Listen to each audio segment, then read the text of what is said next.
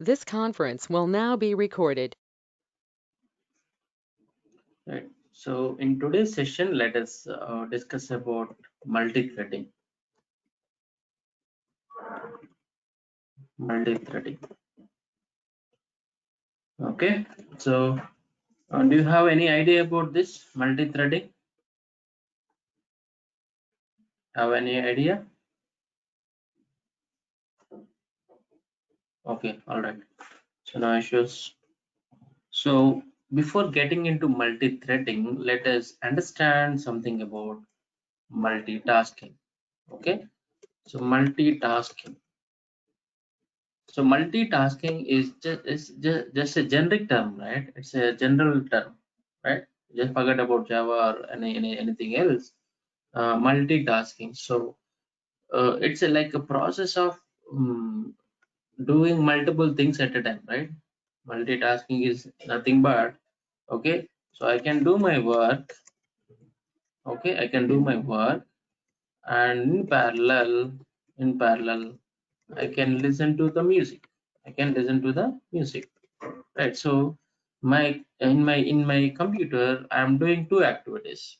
Okay, one is like one thing is like it's playing the music which I'm listening to it, and the other thing is I'm continuing with my work. So I'm doing a program, or I'm preparing a document, whatever it is. So I can do multiple things. Okay, I can do multiple things at a time.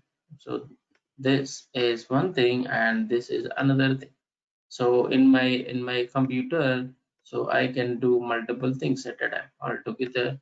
So I can perform. Okay, I can do my work. So maybe programming using Eclipse. Okay, so using Eclipse I am writing the program. So that's one job I am doing.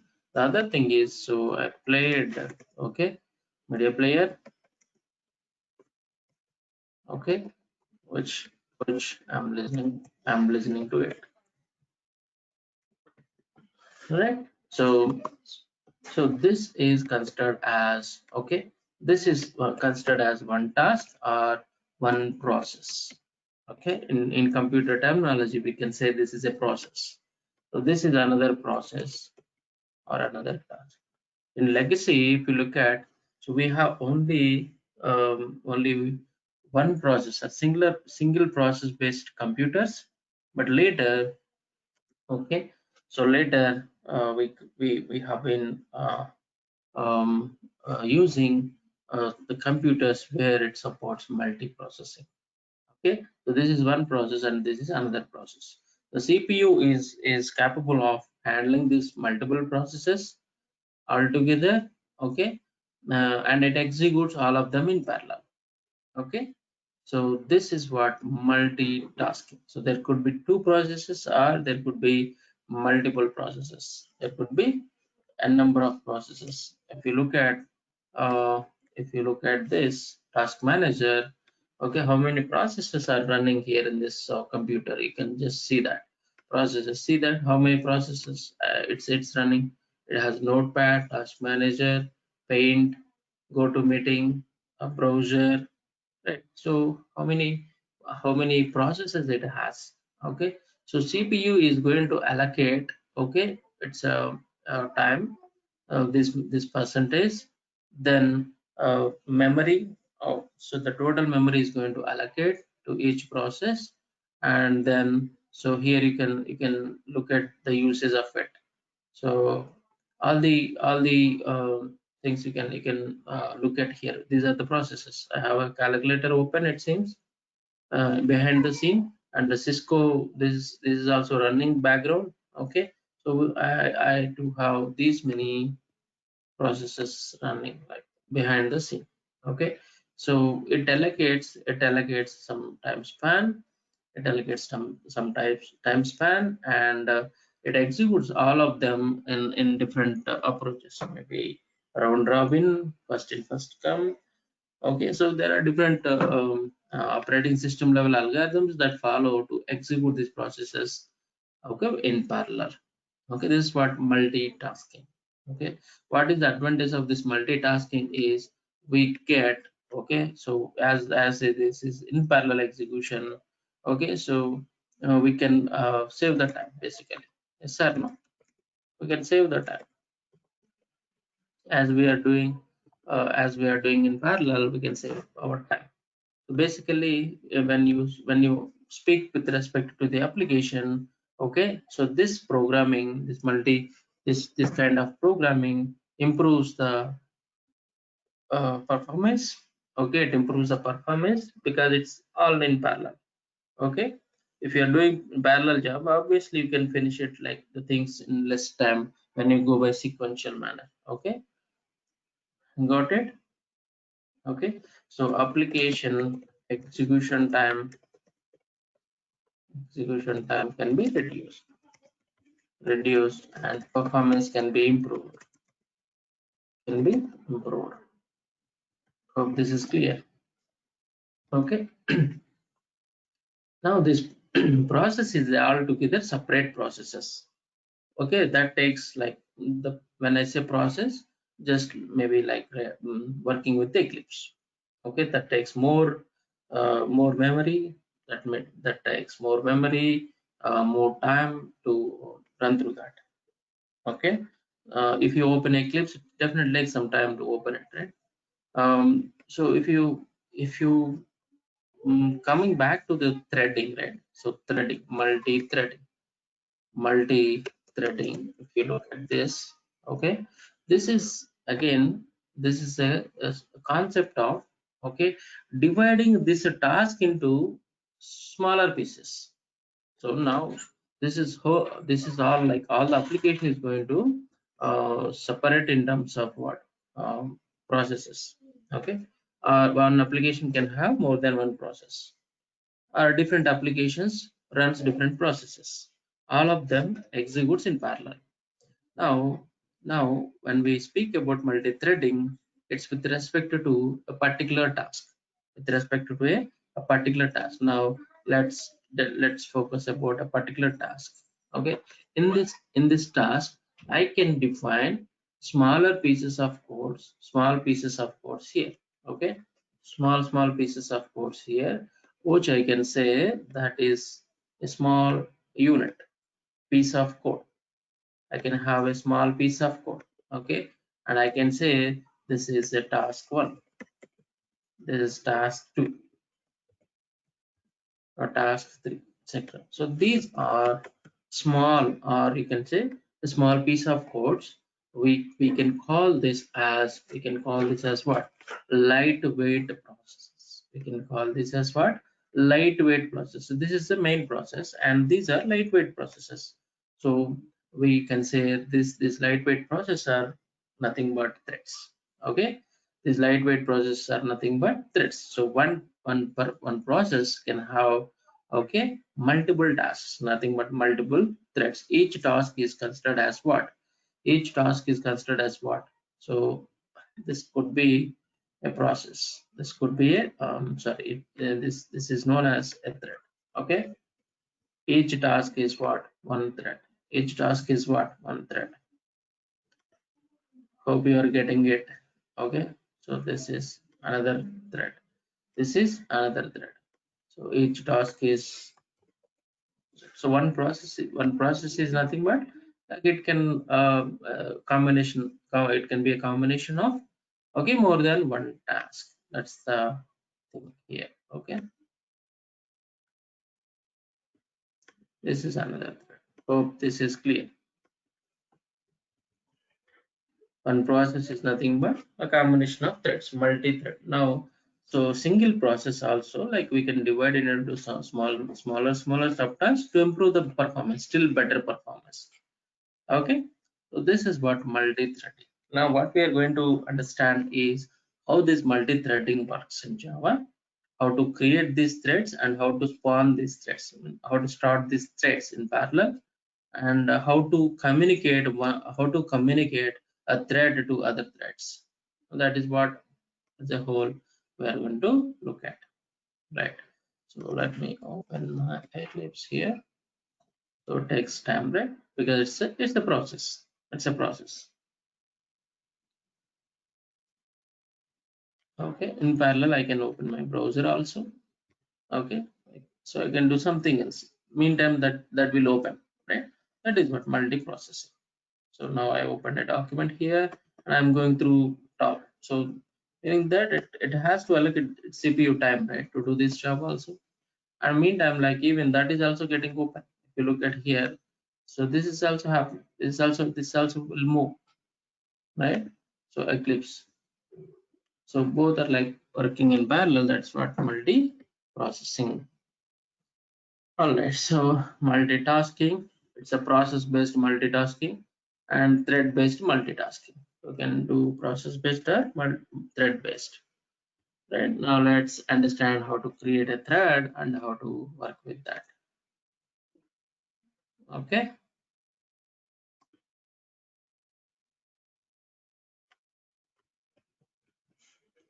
Okay, so if you want to work with the thread class, okay, if you want to work with the thread, I mean, if you want to create your own thread, okay, so in Java, I got a predefined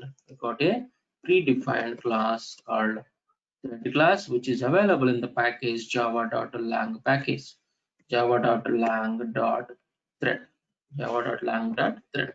So this is what the class should be, a base class to your class. If you want to create your own class, your class should be extended by what? This particular guy. Okay, thread. So my thread, so must be extends what? Extends thread. Okay, my thread extends thread. This is one way of doing it. And the other way of doing creating your thread is, okay, so there is one more way. Either you can extend this predefined class, okay, or uh, we have we have an interface. What is that interface? The interface is runnable. Okay, so java dot lang dot runnable. Okay, this is interface. So your thread class, okay, your thread class can implement this guy. Okay, this is the second option. Okay, this is the second option. So my thread implements, because it's an interface, implements runnable. So by doing this, you can also create your own thread. Okay, what are the two different ways that I have to create my thread? I can either extend thread class or I can implement runnable interface. In both the ways, I can create my thread. And which is the best one? Okay, that we'll see. Okay, which one is the best one? We'll see that. Okay, so let me switch or let me create a new project.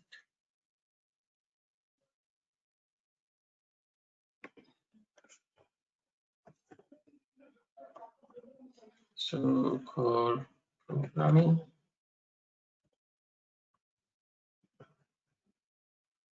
I'm sorry.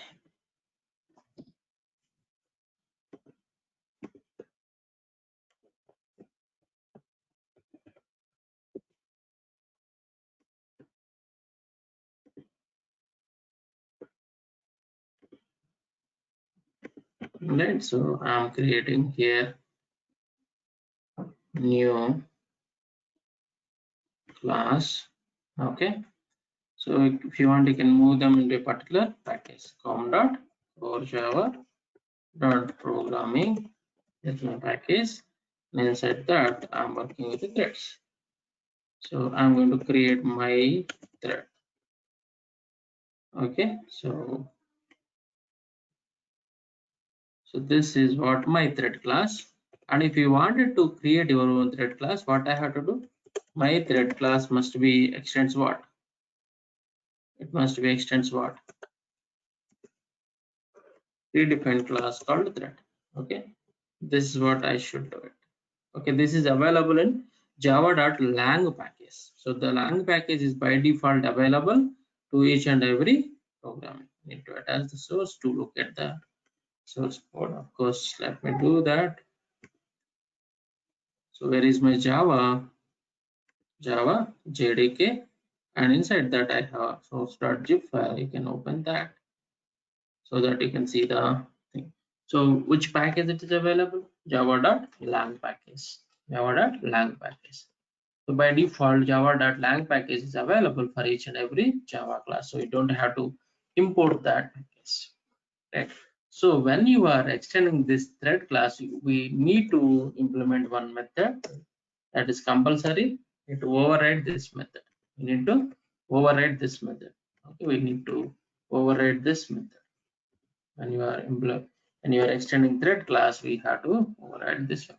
So here I can write my own logic. Okay, so I am inside. I'm inside. Okay, which thread? My thread. And what is the name of thread name? So we can get that, of course. Okay, so thread dot get.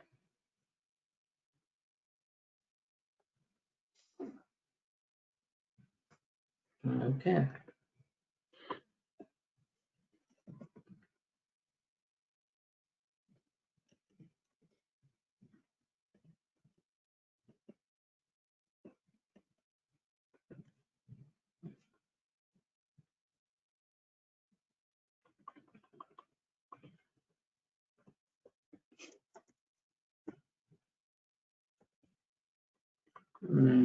Not stack trace.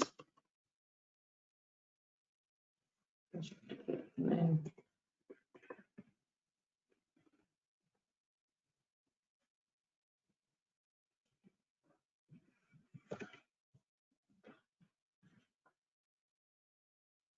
Okay, so let's see that name. Okay, so this is what my thread class. Now let me write a test class to it.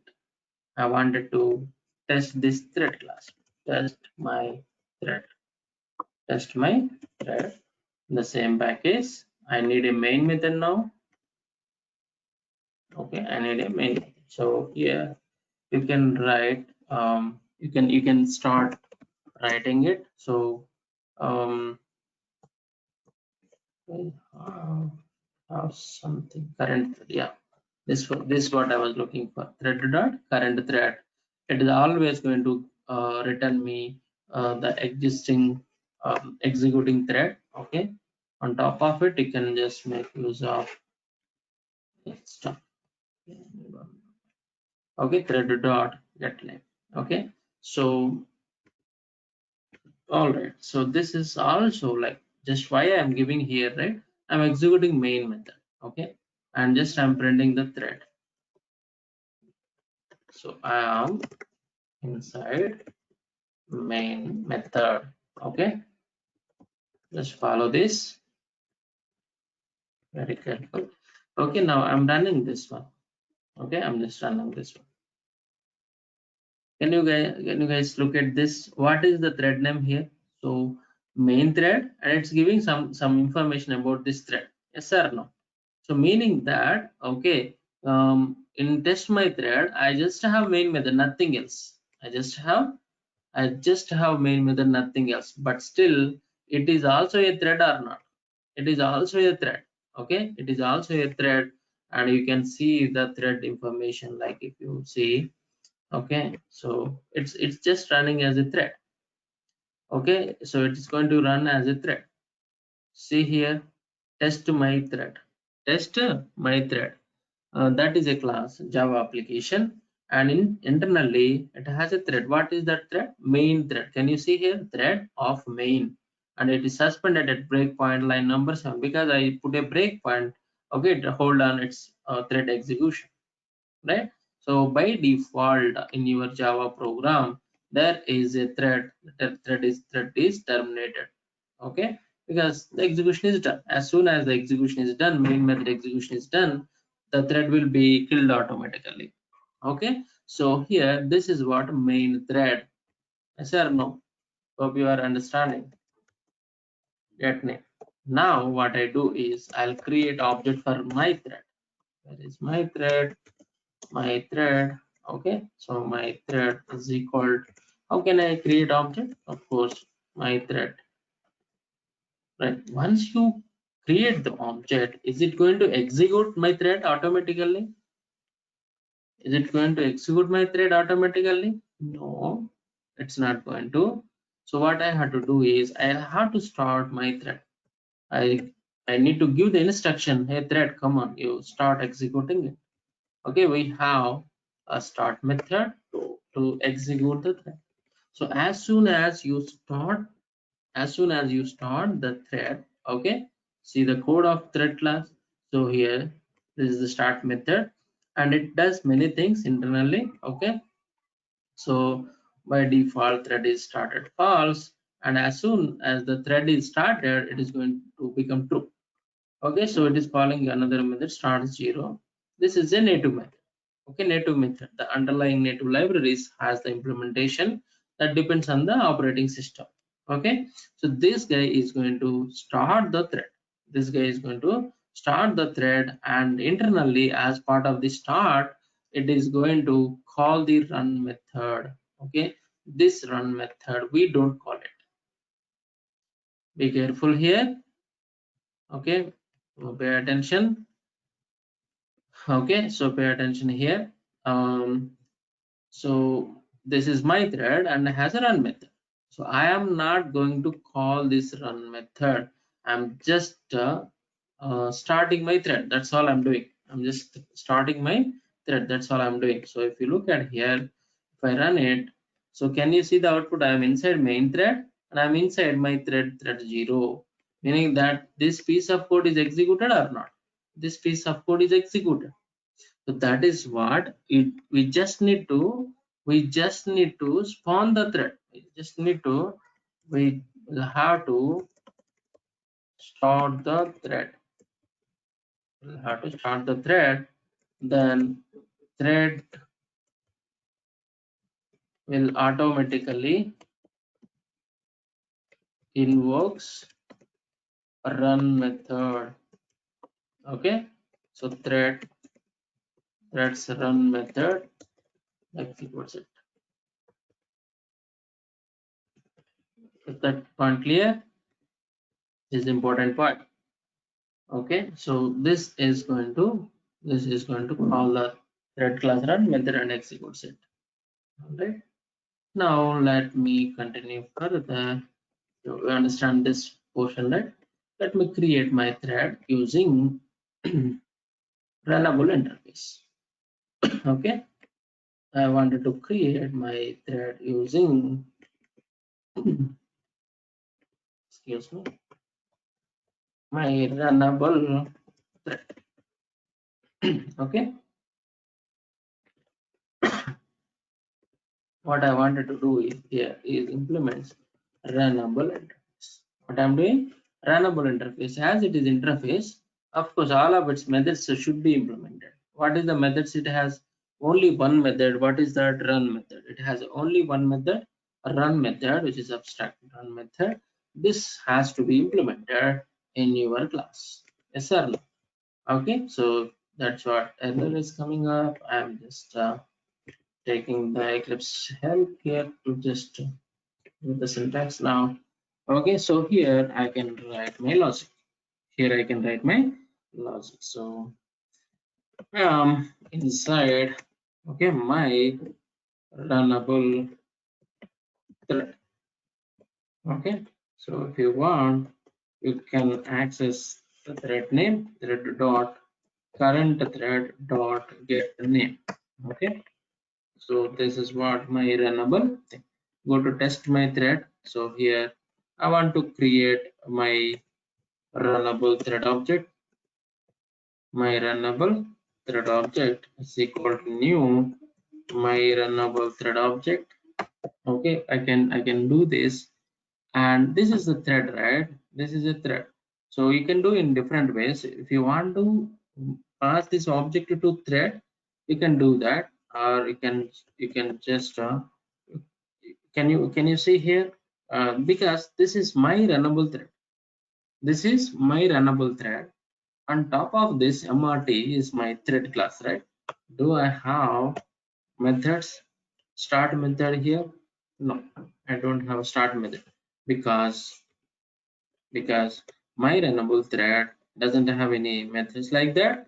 It has only run method. Okay, if I go to this particular guy, do I have start method here? No. Then how can I start my thread? That is a question or not. When you are working with the runnable interface, still you have to pass your object to your thread thing. Okay. So thread is equal to new thread of, there is a constructor which takes the runnable object, So here you pass your runnable object to this thread. Now you got the thread object. Once you got the thread object, you can start the thread. Okay, this is how working with what? Runnable. Working with what? Runnable. Okay, runnable. Run this.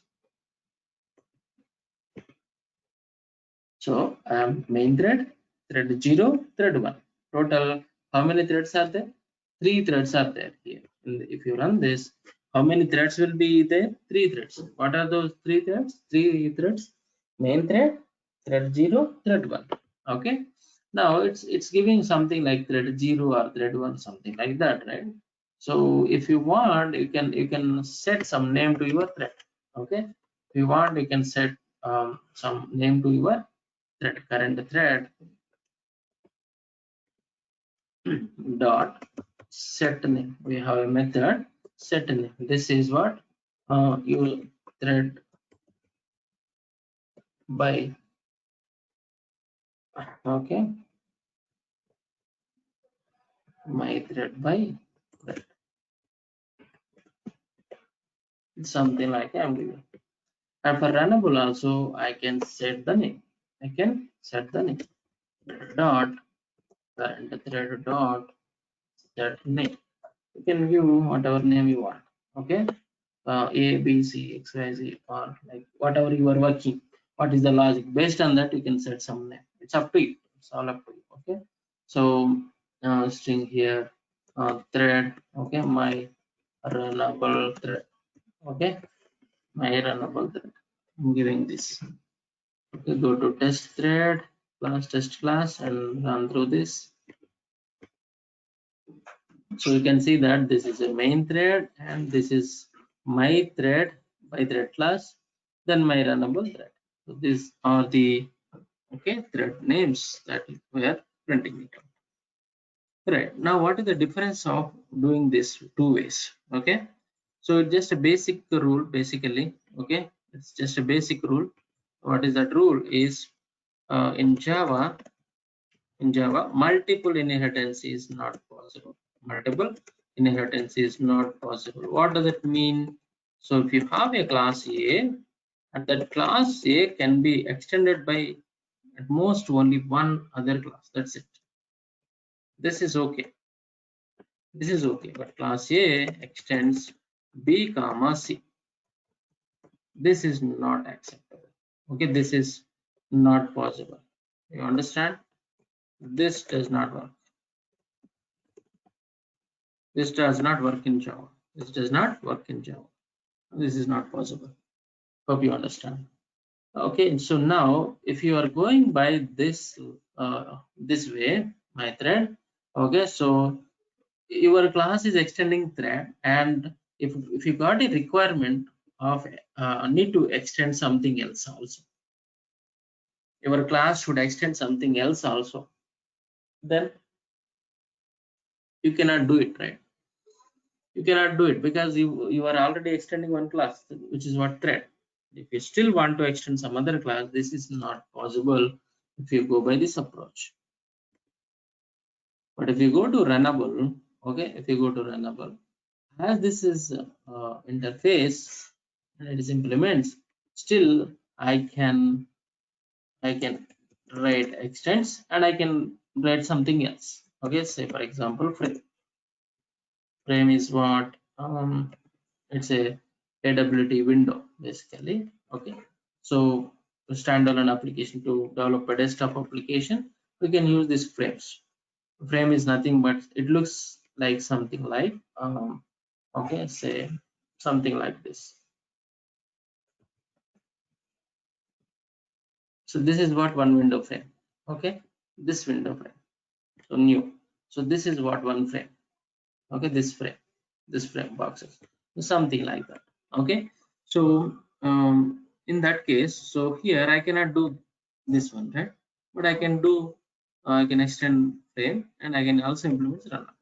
That is what only the difference, okay, between this thread and runnable interface. Hope you understand. All right, any questions so far?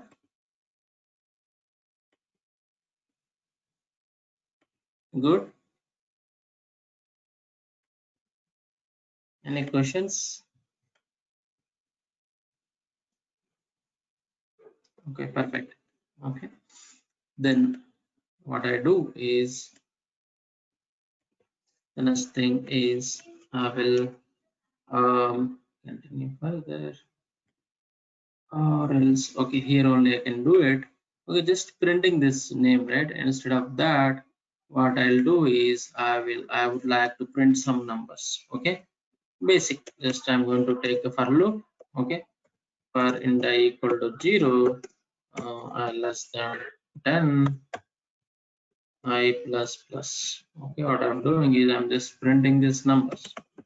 Let me print thread name. Okay, so let me simplify it. Okay, thread hyphen a.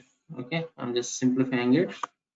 This what thread a. So here, what I'm printing is, okay, what I'm printing is thread a. Okay, and the number.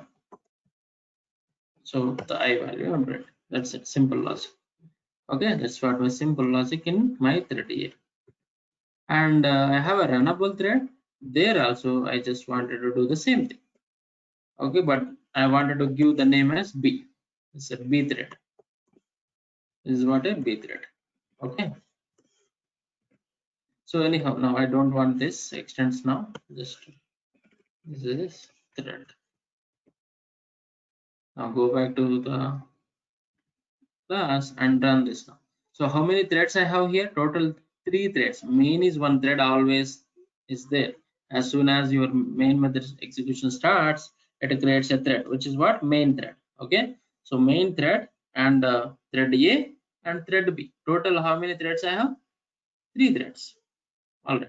Now can you guess the output? How it is going to looks like? Of course, we cannot guess it because all these are going to run in parallel.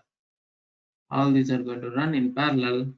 Okay, so I got, I mean, main thread is executed, then thread A is executed for 9 times, of course, then thread B is executed 9 times. Okay, excellent. So it looks like, okay, these are coming in a particular order. Okay,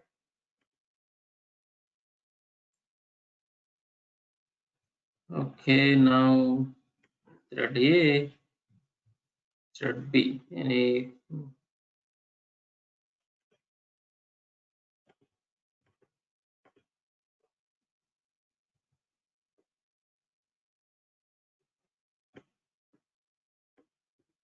okay, so you just need to run multiple times so that like you cannot expect the output always like it will be it is going to run through this and it will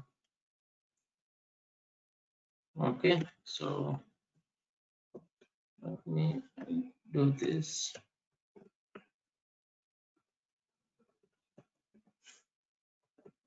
Okay, here I'm just maintaining this main thread. Okay, so I have main thread also printing the numbers. Main thread it's printed all the times, then thread A, then thread B.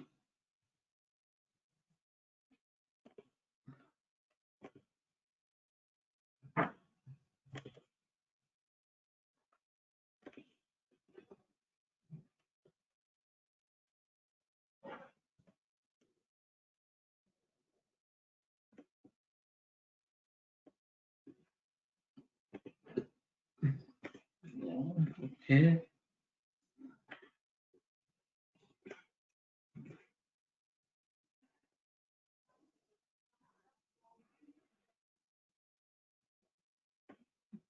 This is I'm starting this thread and I'm also starting this thread, both the threads.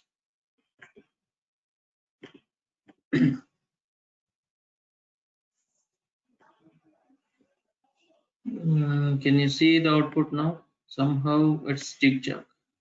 So B0, 1, 2, 3, A0, 1, 2, 3, 4, 5, 6, 9, then B is coming up. Okay, and also run one more time. I mean, okay, so anyhow, before just starting my thread,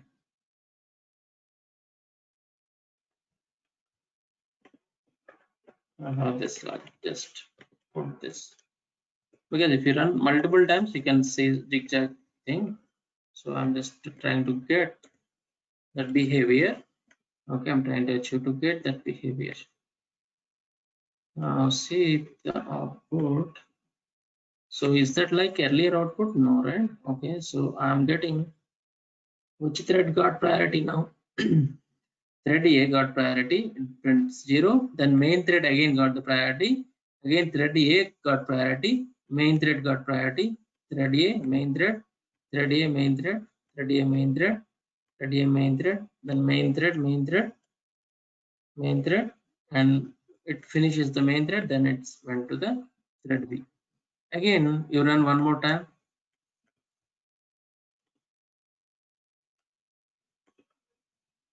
So B thread, so main thread, and in between this thread, the starting is that same as the previous execution result? No, right?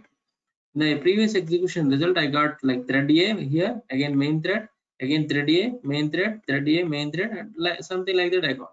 Now this time, if you look at, I got main thread executed for 9 times, then thread A got opportunity. Again main thread executed, again thread A is executed. Thread, main thread, again thread, and there are no other threads. So before getting into thread B, okay, here thread A is over. Main thread got opportunity and it finishes its job and it went to the thread B. So there is no guarantee that what order you are going to get the output. But ultimately here, working with multi-threading, what is the main objective of it? Main objective of multi-threading is to work all of them, work with all of them separately in parallel. There is no dependency with one thread with another thread. In such cases, you can go with this multi-threading. If you have dependency, okay, first I should see the output of thread A, then I wanted to see the output of thread B, because thread B code is depending on thread A. In that case, so this is not the way of doing it. See, listening to the music is a separate thing. Writing the document, preparing the document is a separate thing. So you are not going to combine, you are not going to use any this data, Word document data to the music media player, or whatever you have there in the media player, you are not going to get to the WordPad. So there is no dependency. Just we are doing the jobs in parallel. That's what, to improve the performance. Okay. So then I don't care about the output, what order it is printing. I don't care. Understand? So that is why, like, so here the output is okay, output is not consistent, it's not going to be same for all the runs. Even if you change the operating system, that again the order might be different. It's all depends on the CPU allocation. That's how it is going to spawn and how it is going to give the chances. It's all depends. Okay, so this is the basic stuff in threads. Is what basic stuff in threads. Okay, next, okay, we have a couple of more things. Okay, in threads we have a few methods. We have something called join method. We have something called sleep method. Okay, and also we have wait method. Okay, yield method. Okay, so notify method. These are different methods that we use, different things that we are going to use in threads. Okay, all right. So when we use all these methods, we'll explore. Before getting into that, let us understand about the thread life cycle. Okay, before getting into that, so let us understand about thread life cycle. This is an important interview question. Thread life cycle. So how, I mean, as soon as you create the thread object and when you start it, um, uh, from the starting state to dead state till it kills, what are the different phases it might have? The phases. Okay, that's what let's understand about. Okay, let's understand about the thread life cycle. Okay, thread life cycle. Let me go here. I'll show you this straightforward image here. Life cycle, when you write a new thread, okay, this is in new state, of course, meaning that just when you create object of it using my thread, like new my thread, when you say new my thread, it's a new object, right? So as soon as you create the object, so it doesn't mean that that's ready for execution. That is just in a new state. What is the state? Is just born state. Okay, thread is born, a new thread is born. Yes, once it is born, like you are going to do what? You are going to start the thread. You are going to start the thread. As soon as you start the thread, as soon as you start with the thread, okay, as soon as you start with the thread, then it is in ready state. Again, ready state is not the execution state. Okay, it just okay, it's ready to go. Okay, it is ready to go. I'm ready, boss. So CPU now, it's waiting for CPU. The thread is ready, and it's waiting for CPU. As soon as CPU thread scheduler allocates okay time and memory for this thread, then immediately it will jump into the running state. Okay, so this depends completely on the CPU. So when you have main thread, thread A, thread B, so all the three thread objects are created. Now, which so CPU is going to chance to which thread first, that we don't know. Okay, you cannot guess that. So it can start with thread A, or it can might start with main thread. It can start with the what thread B, like depends.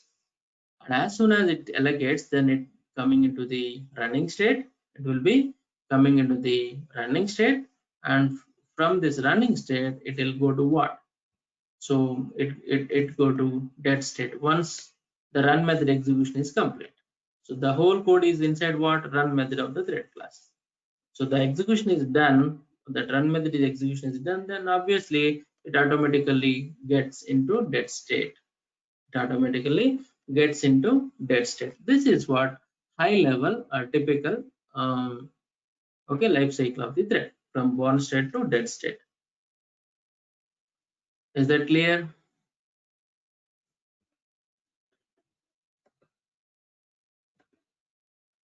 Okay, so now okay now if there is um, some external forces happens to the running thread, okay, so there are cases from the running thread may be enter into the waiting state. It may enter into the waiting state. Why it is going to waiting state is, so there are different cases for different reasons it can get into waiting state. When it is in waiting state, the CPU scheduler give the chance to the other thread. Okay, so there are different ways to make our thread into waiting state by calling a wait method, or by calling a sleep method. Okay, so by calling a join method, we have different methods which explicitly we are asking to hold on this. Okay, boss, you just hold on for some time because you need something else. You are waiting for some other guy, some other object. Okay, so that object is busy serving in other person, so you'll have to wait till he gets. Okay, so that is what. So in such case it will be getting into waiting state, and from the waiting state again it will be once the object is released, and so it is notified, then it gets into ready state. Again it doesn't come back to the running state. Again it goes to the ready state, goes back to the ready state. If it is ready for execution, then again it depends on the CPU schedule. After that, if CPU allocates the time to it, then it gets into running state again. Okay, this is what blocking state. Okay, so that is what about thread life cycle. Okay, simple thing. Right. So if you want, you can set the priorities for the thread. Okay, normal priority is 5. That is what, if you don't set the priority to your thread, so by default the thread priority is 5. The main thread priority is 5, and whatever you, threads created, all the priorities are thread. So you can set the priorities. Min priority is 1, normal priority is no. Oh, these are constants basically. If you set these constants, it's going to be normal priority is what? Just the constant values, but actual priority is 5. Max priority would be 10. So the priority, like, you can give 1 to 10 in between. If you are giving going beyond that, so it will throw illegal argument exception. Yeah, here is the point. Okay, so the thread priorities should be from 1 to 10. Otherwise we'll get what? Illegal argument exception. For the set priority method, you can set only the number like 1 to 10. Max allowed threads are what? Like 10. If you want to set more than that, so you cannot. Okay, will get, okay, illegal argument exception. Okay, in the document I have given that in detail, so you just go through that. Then okay, so then the next thing is about the methods. Okay, as I said, we have to discuss about these methods. Okay, yield, notify, notify, wait, notify all. So these are like, these are for inter-thread communication, and these are yield, join, sleep methods are like sleep method. The purpose of sleep method is it temporarily suspends its execution and it will take some rest. That's it. So you can explicitly set a time. Okay, 1 second I'm setting here. You can set, you can just call this thread dot sleep. That's all. Sleep of how much time you wanted to um, get that block by itself. That's what 1 second. The similar way, join method is going to give the priority to the other thread. So when you have two threads, okay, so T1 thread is executing. T1 thread is executing. Okay. Now, so this T1 thread, he wants to give the chance to the other thread. Okay, I have no urgency, boss. Okay, I can wait. So just you give the priority to this guy. So then you can call T2 dot join. Okay, boss, you execute T2 and completes that. After finishing thread 2, then come back to me and you okay, you just execute. That's what it's going to say. And the yield method, if you call yield method on your thread, okay, on your thread, so it just simply suspend. That's it. Later, that's CPU's decision. Like, okay, so CPU thinks that, okay, as this guy is like called yield method, okay, this guy can hold on, and CPU on its own decision, it can give the priority to other threads, other priority threads. Okay, it can hold it and it can okay, give the priority to the other threads. Just we are saying, okay, I'm okay to wait. That's it. But this guy is saying that I am okay to wait, but you give the priority to a particular thread. That is what join, the difference between these two. And sleep is just it's going to sleep for some time by itself. That's all. Okay. So anyhow, we'll look at the programming about these three methods and then inter-thread communication. Okay, and we have something called synchronization, which is most important. Okay, synchronization, then deadlock concept. These are the things that we are going to discuss, okay, tomorrow in the next session. So we'll finish this stuff in the next session. Okay, so let's wind up for today. I'll close. We can finish this tomorrow session. Let me know if you have any questions.